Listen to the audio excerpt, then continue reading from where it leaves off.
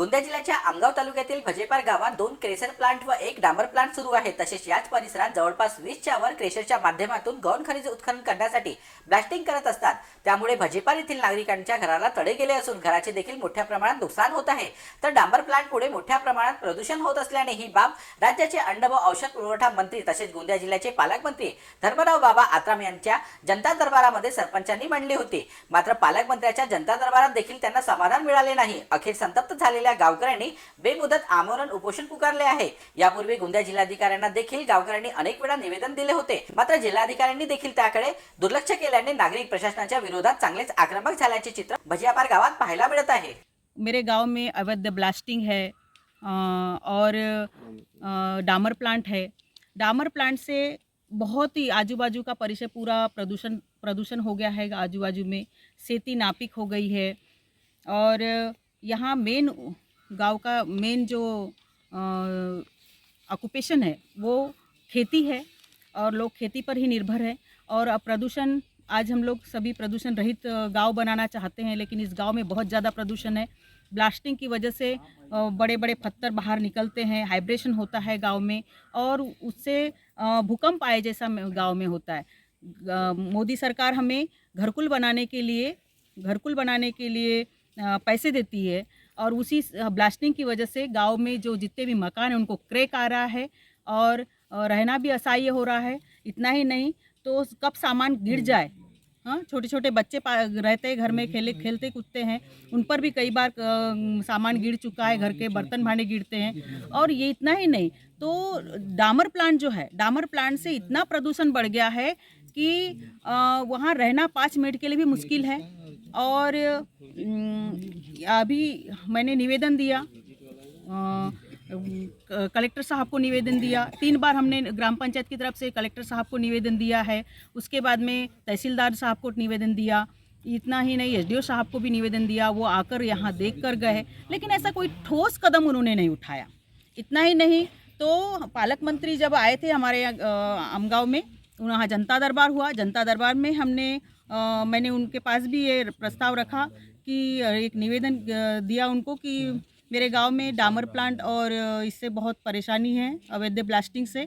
तो उन्होंने भी आश्वासन दिया, लेकिन उस आश्वासन की पूर्ति अभी तक होते हुए नहीं दिख रही है। जनता त्रस्त हो गई। आखिर उन्होंने अपना एक कदम उठाया कि अब बेमुदत उन्होंने संप रखा है और इस संप के माध्यम से अपने गांव को एक सुरक्षित वातावरण देना चाहती है जनता। मैं उनका पूरी तरह से सहयोग कर रही हूँ। यहाँ क्रशर के लिए क्रशर मालिक ने अपने खाजगी ज़मीन करके खरीदी किया ज़मीन। उस समय हमको ये मालूम नहीं था कि यहाँ ऐसा क्रशर लगाएंगे, डामरीकरण लगाएंगे और गांव में प्रदूषण होगा। और ये जो ब्लास्टिंग करेंगे जिसमें मकान में कंपन आती है, मकान को क्रैक आती है, कभी भी मकान गिर सकते हैं, धोखा हो सकता है, जान माल को खतरा हो सकता है। इनके क्रशर डालने के बाद इनके जो खदाने हैं, खदाने को ना तो इनके कंपाउंड की दीवार है, उसमें किसी के भी जान माल को हानि हो सकती है। रात बिकार कोई आदमी, जानवर चले जाए, आदमी चले जाए, गिर के मर सकता है। दुर्घटना बहुत बुरी हो सकती है। पिछले ग्राम पंचायत ने इनको एनओसी दिया करके हवा है खाली। हमारे पब्लिक को क्या मालूम, हमारे पास कोई किसी ने सेठ लोगों ने, क्रशर वाले ने दिखाई नहीं कि हमको ये खाजगी है या कोई आम सभा का ठहराव या मासी का ठहराव हमको परमिशन मिली है, ये कोई बताया नहीं गया है। खाली हवा में बात चल रही है।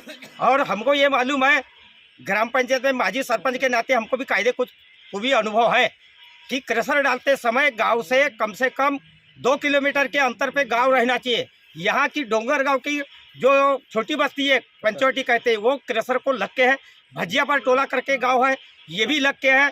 यहाँ आधे किलोमीटर का भी अंतर नहीं है, जिसके बाद भी यहाँ भव्य रूप में ब्लास्टिंग होती है। हमें ये मालूम नहीं कि 25 फीट की ब्लास्टिंग करते कि 100 की करते। और यहाँ जो कंपन होता है तो गांव के मकान गिरते, खिड़की आवाज़ करती है, मकान को क्रैक हो गया। ये कोई कुछ पूरा इलीगल काम चलता है। ऐसे हमें लगता है क्यों कि मासी का ठहराव भी देंगे तो मासी के ठहराव को कोई अवैध रहता हो, यानी वो गलत कानून है। मासी को अर्थ नहीं है। आम सभा का ठहराव से ही पारित होता है, तो आम सभा के ठहराव में ये ठहराव पारित हुआ ही नहीं है, ये गारंटी के साथ बोलते हैं। मगर ये लोग क्या करते हैं, क्रशर वाले पदाधिकारी को लालच लूपत दे करके, प्रलोभन दे करके और ये काम अपने करवा लेते हैं और बाद में फिर गांव में आतंक फैलता है। और इनके आतंक के कारण यहाँ पे ऐसे ऐसे हादसे हुए हैं, हम गाँव वाले समाज के माध्यम से उसको शीतलता की है। नहीं तो ये गाँव वाले के हादसे के मारे यहाँ पे कोई जान माल का हानि हो सकता था। कई बार आतंक होते, कई बार झगड़े होते गाँव में, इनके कारण गाँव में खतरा हो सकता है। और ये लोग अपने कुंभकर्ण की नींद में अपने सो करके मशीनें चलाते हैं। और बड़े बड़े अधिकारी पिछले बार यहाँ पे एसडीओ है, एसडीओ को भी हमने यही बयान दिया, उनने बोले हम कार्रवाई करते हैं, इसका देखेंगे, रास्ता निकालेंगे, कंपाउंड वॉल बनाना, जीएसटी अपने तुम्हारे ब्लास्टिंग कितनी फीट की होती है, ये सारी बातें बताया गया, पर वो अधिकारी ने भी ध्यान नहीं दिया। इसका मतलब हमारा टीका है कि ये अधिकारी लोगों को भी मिलजुल करके ये कहीं तभी घोड़ करके गाँव वाले को आंख में धूल जो करके कारोबार चलाते हैं। मी पंचवटी हे जवळची इथंच राहतो।